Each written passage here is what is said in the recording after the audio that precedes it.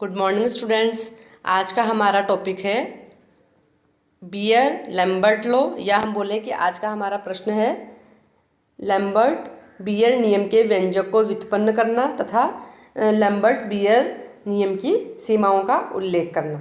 ठीक है, तो सबसे पहले हम देखते हैं Lambert beer law.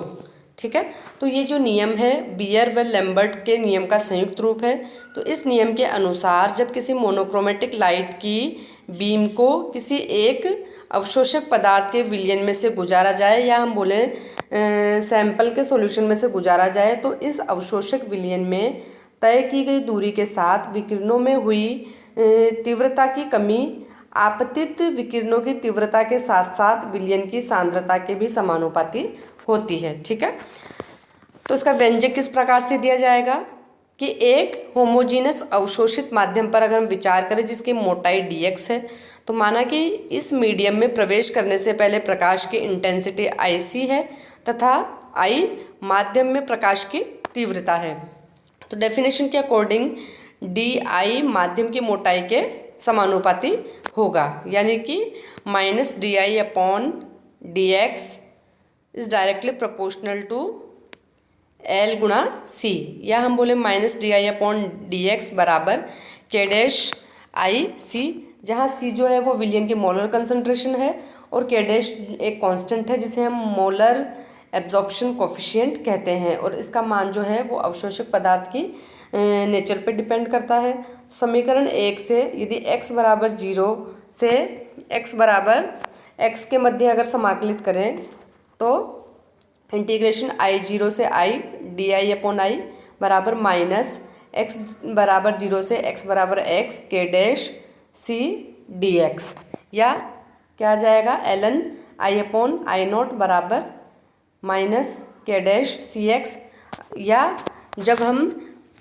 Natural log को बेस 10 में बदलेंगे तो 2.303 log I/I0 बराबर -K'(CX). ठीक है, या log I/I0 बराबर -K'(2.303 गुणा CX), या log I/I0 बराबर -αCX। ठीक है, या अल्फ़ा बराबर K'(2.303). ठीक है, अब समीकरण 3 से A बराबर क्या हो जाएगा log I0/I बराबर एप्सिलॉन गुणा C गुणा L। ठीक है, जहाँ पर A क्या है, एब्जॉर्बेंस है, एप्सिलॉन इसे हम बोलेंगे मोलर एब्जॉर्प्टिविटी या मोलर अवशोषकता, और L जो है वो विलयन में प्रकाश के द्वारा तय किए गए पथ की दूरी है। ठीक है, तो समीकरण 2 और 3 जो है वो बियर लैम्बर्ट नियम के गणितीय रूप है, जिसके अनुसार यदि अवशोषणांक यानी कि एब्जॉर्बेंस A को कंसंट्रेशन के विरुद्ध आलेखित किया जाए तो मूल बिंदु से निकली हुई एक स्ट्रेट लाइन हमें प्राप्त होती है, और इस प्रकार ग्राफ के आधार पर इस नियम का सत्यापन यानी कि वेरिफिकेशन किया जा सकता है। ठीक है, यानी कि प्रकाश का अवशोषण अणुओं की संख्या पर निर्भर करता है। फिर है अपने लैम्बर्ट बियर नियम की सीमाएं। ठीक है, तो बियर लैम्बर्ट नियम वैसे तो बहुत यूज़फुल है, किंतु भिन्न परिस्थितियों में इस नियम का पूर्ण रूप से पालन नहीं होता है, यानी कि इस नियम से कुछ डेविएशन होने लगता है। तो सबसे पहले है यदि प्रकाश एक तरंगदैर्ध्य का न होकर कई तरंगदैर्ध्य का हो, यानी कि अगर मोनोक्रोमेटिक लाइट नहीं हो पॉलीक्रोमेटिक लाइट हो, तो इस नियम का ठीक से पालन नहीं हो पाता है। इसलिए प्रकाश की एक वर्णीय विकिरण की समानांतर किरणपुंज का उपयोग करना चाहिए। नेक्स्ट है विलयन की तनुता के साथ अवशोषक अणुओं के प्रकृति में परिवर्तन नहीं होना चाहिए, यानी कि तनुता बढ़ाने पर अवशोषण करने वाली स्पीशीज की नेचर में परिवर्तन, जल अपघटन, आयनन संगुणन, हाइड्रोजन बॉन्डिंग, विलायक संगुणन, विलेय की प्रतिदीप्ति, विलायक की अल्प पारगम्यता आदि कारणों से होते हैं। फिर है आपके विलेय का स्कंदन नहीं होना चाहिए, यानी कि सोल्यूट का कोएगुलेशन भी तनुता बढ़ाने के साथ नहीं होना चाहिए। नेक्स्ट है एप्सिलॉन का जो मान है वो भी टेम्परेचर डिपेंड करता है, इसलिए जो है टेम्परेचर भी स्थिर होना चाहिए। ठीक है। फिर है इस नियम का पालन डाइल्यूट सॉल्यूशंस के लिए ही होता है। ठीक है, इसलिए विलयन की जो है कंसंट्रेशन ज़्यादा नहीं होनी चाहिए। फिर है यानी कि जो बियर लैम्बर्ट लॉ होता है, ये बहुत इम्पोर्टेंट बात है कि बियर लैम्बर्ट लॉ जो होता है वो डाइल्यूट सॉल्यूशंस के लिए एप्लीकेबल होता है, कंसंट्रेट सॉल्यूशन के लिए एप्लीकेबल नहीं होता है। इस प्रकार स्पेक्ट्रोफोटोमेट्रिक स्टडीज़ में विलय की संपूर्ण सांद्रता परास के लिए इन सीमाओं को ध्यान में रखते हुए ही बियर लैम्बर्ट नियम की पुष्टि कर लेने के बाद ही आगे बढ़ना चाहिए।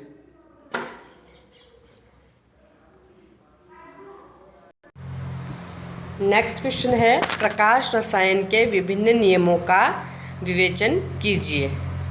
ठीक है, तो प्रकाश रसायन के विभिन्न नियम कौन कौन से हैं? पहला है ग्रोथस ड्रेपर का नियम।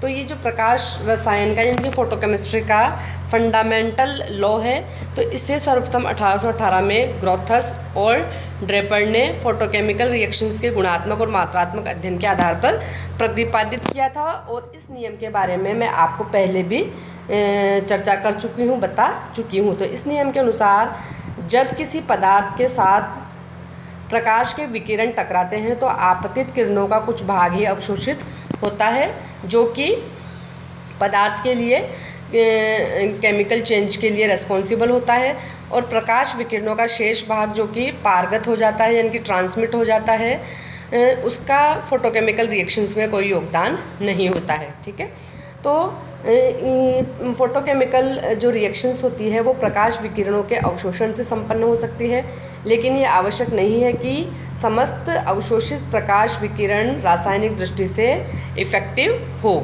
ठीक है, यदि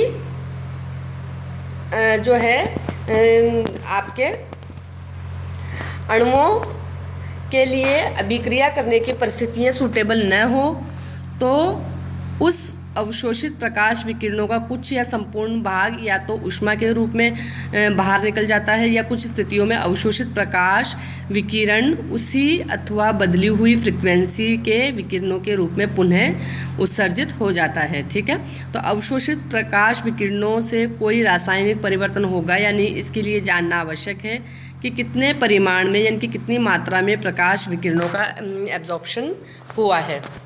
माना पदार्थ में प्रवेश करने वाले आपतित विकिरणों की इंटेंसिटी I0 है और इसमें से अवशोषित प्रकाश की तीव्रता माना IA है, और पारगत विकिरणों की यानी कि ट्रांसमिट रेडिएशन की इंटेंसिटी IT है।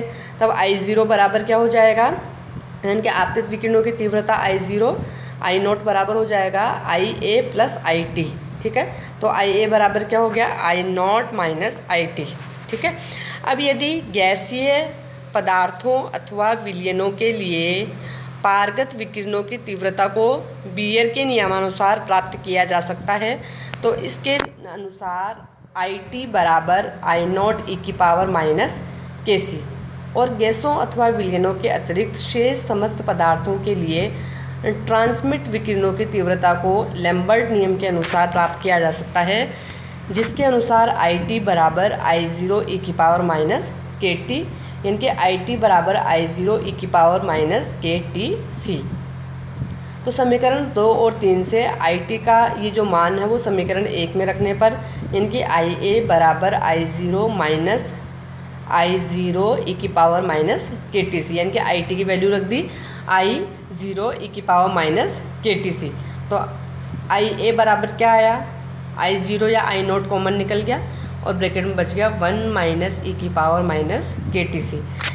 इस समीकरण से अवशोषित प्रकाश की तीव्रता या अवशोषित विकिरणों के परिमाण को ज्ञात किया जा सकता है। ठीक है, लिमिटेशंस जो है वो निम्न प्रकार से है। ये नियम केवल गुणात्मक नियम है, यानी कि ये जो नियम है वो आपके क्वालिटेटिव लॉ है, न तो इससे इस बात की जानकारी मिल सकती है कि सिस्टम के द्वारा कितने रेडिएशंस का एब्जॉर्प्शन हुआ, यानी कि अमाउंट ऑफ रेडिएशंस जो कि मैटर के द्वारा एब्जॉर्ब की जाती है उसकी जानकारी नहीं मिलती है, और न ही ये जान सकते हैं कि अवशोषित विकिरणों से कितने अणुओं का एक्साइटेशन हुआ, यानी कि ये कम्प्लीटली एक क्वालिटेटिव लॉ है, क्वांटिटेटिव लॉ नहीं है। ठीक है, तो सामान्यतः ये मानते हैं कि ये नियम केवल प्राथमिक प्रकाश रासायनिक प्रक्रमों पर लागू होता है, यानी कि प्राइमरी फोटोकेमिकल रिएक्शंस पर जो है आपके ग्रोथस ड्रेपर का लॉ लागू होता है, लेकिन सेकेंडरी प्रोसेस पर यह आंशिक रूप से या हम बोले कम्प्लीटली असफल हो जाता है। और सेकंड लॉ जो है आपके वो है स्टार्क आइंस्टीन का फोटोकेमिकल इक्विवेलेंस का लॉ, जिसे भी हम पहले डिस्कस कर चुके हैं। और इस नियम को 1912 में स्टार्क और आइंस्टीन ने फोटोकेमिकल रिएक्शंस के लिए मात्रात्मक अध्ययन किया, यानी कि देखो ग्रोथस और ड्रेपर का जो नियम है वो गुणात्मक नियम है, यानी कि क्वालिटेटिव लॉ है, जबकि उसकी जो लिमिटेशंस थी उसको दूर करने के लिए स्टार्क और आइंस्टीन के द्वारा जो ये फोटोकेमिकल इक्विवेलेंस का लॉ दिया गया वो एक क्वांटिटेटिव लॉ है। ठीक है, और फोटोकेमिस्ट्री का दूसरा जो ये नियम है वो क्वांटम सिद्धांत के आधार पर दिया गया, तो इसे प्रकाश रासायनिक तुल्यता का नियम या स्टार्क आइंस्टीन का नियम कहते हैं। ठीक है, तो इसके अनुसार क्रियाकारी पदार्थ का प्रत्येक अणु जो प्रकाश रासायनिक क्रिया में भाग लेता है, एक फोटोन या प्रकाश का एक क्वांटम अवशोषित कर एक्साइटेड हो जाता है। अर्थात एक अणु एक फोटोन या एक क्वांटम अवशोषित कर एक्साइट होता है, अर्थात एक अणु एक क्वांटम।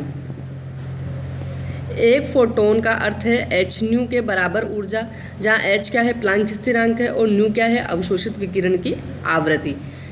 अतः पदार्थ के द्वारा प्रति मोल अवशोषित होने वाली ऊर्जा ई बराबर क्या हो गया एन एच न्यू। एन क्या है यहाँ पर एवोगैड्रो नंबर है।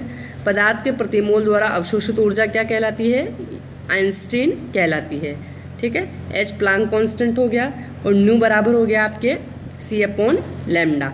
ठीक है, तो ई बराबर क्या हो गया N H C upon lambda. ठीक है, यहाँ पर अपन एन एच और वेलोसिटी ऑफ लाइट की जब वैल्यूज़ को रखेंगे तो एनर्जी का मान क्या आ जाएगा ऐसा यूनिट में 1.96 इंटू 10⁸ अपॉन लैम्डा जूल पर मोल।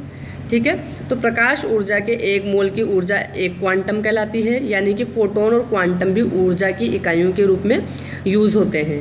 चूँकि एक अणु एक फोटोन या एक क्वांटम एब्जॉर्ब करता है, इसलिए पदार्थ के एक मोल द्वारा अवशोषित ऊर्जा भी एक आइंस्टीन कहलाएगी। ठीक है, अब व्यंजक 5 और 6 से स्पष्ट हुआ कि ऊर्जा जो है वो वेवलेंथ के रेसिप्रोकल है, यानी कि पदार्थ के प्रति मोल अवशोषित ऊर्जा का मान बढ़ती हुई तरंगदैर्ध्य के साथ घटता चला जाता है। यानी कि वेवलेंथ अगर आपके बढ़ेगी रेडिएशंस की तो अवशोषित ऊर्जा का मान घट जाएगा। ठीक है, यानी कि उच्च ऊर्जा वाले जो दृश्य और पराबैंगनी विकिरण जो होते हैं वो फोटोकेमिकल रिएक्शन के लिए इफेक्टिव होते हैं, जबकि जो हायर वेवलेंथ यानी कम ऊर्जा वाले अवरक्त लाल विकिरण रासायनिक दृष्टि से सक्रिय नहीं होते हैं, यानी कि ये फोटोकेमिकल रिएक्शन के लिए सूटेबल नहीं होते हैं। ठीक है, अब वैलिडिटी जो है इस फोटोकेमिकल इक्विवेलेंस लॉ की वो कैसे चेक की जाती है कि एक फोटोन से उत्तेजित हुए अणु की उत्तेजित अवस्था की जो आयु है वो इतनी कम होती है कि उसे दूसरा फोटोन एब्जॉर्ब करने का मौका नहीं मिलता है, इसलिए एक अणु केवल एक ही फोटोन का एब्जॉर्बेंस कर पाता है, एब्जॉर्ब कर पाता है। सेकंड है इन प्रोसेस में प्रयुक्त प्रकाश की इंटेंसिटी इतनी कम होती है कि दूसरे फोटोन को एब्जॉर्ब करने की संभावना ही नहीं रहती है। लेकिन यदि हम हायर एनर्जी वाले लेज़र किरणों का उपयोग करें तो मल्टी फोटोनिक प्रोसेस की पॉसिबिलिटी भी बन जाती है। ओके।